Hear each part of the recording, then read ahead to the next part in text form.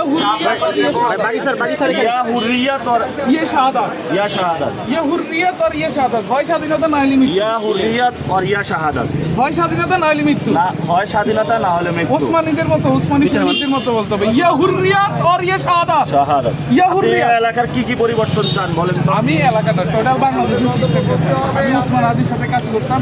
ওসমান ছেড়ে যাইস না, ওসমান ছেড়ে যাইস না, একটা আওয়াজ শুনতে না, সেটাই আমি ছিলাম।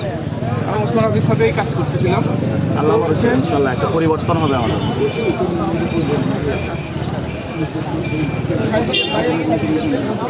আরে এটা আপনি বলেন, এই ওসমান হাদির লোক কিন্তু ভয় পায় না। ভয় পাই না বলতে আমি তো ওসমানের লোক না। উনি আমাকে বলার জন্য বলেছে, এই এদিকে আসেন। উনি আমাকে বলেছে যে মির্জা আব্বাস নাকি যেই ভোট কেন্দ্রে ভোট দেয়, ডিগ্রি কলেজ মির্জা আব্বাস মহিলা মির্জা আব্বাস মহিলা ডিগ্রি কলেজ, এটা থেকে কেউ প্লাস পায়? আমি জানি না। আচ্ছা, ডিগ্রি কলেজ পায় প্লাস পাওয়ার সম্ভাবনা। মানে পড়াশোনার মান কেমন? ভালো না? না আচ্ছা, উনি এটা চালায় কেন ভালো হবে? তো ওই কেন্দ্রে নাকি কেউ এই মির্জা আব্বাস পাস করে না, পাস করে না ওনার এলাকা। 2001, 2018, 2008 কোথাও দিতে পারে না। হ্যাঁ, আল্লাহ। নিজেকে নিজে একটু ভালো করে ক্লিয়ার করেন, বুঝলাম না। আর মির্জা আব্বাস সাহেব যে জায়গায় ভোট দেয়, যে ভোট কেন্দ্রে মির্জা আব্বাস মহিলা কলেজ, ওইখানে পাস করে না উনি, নিজেই পাস করেন, নিজের কেন্দ্রে নিজেই পাস করে না।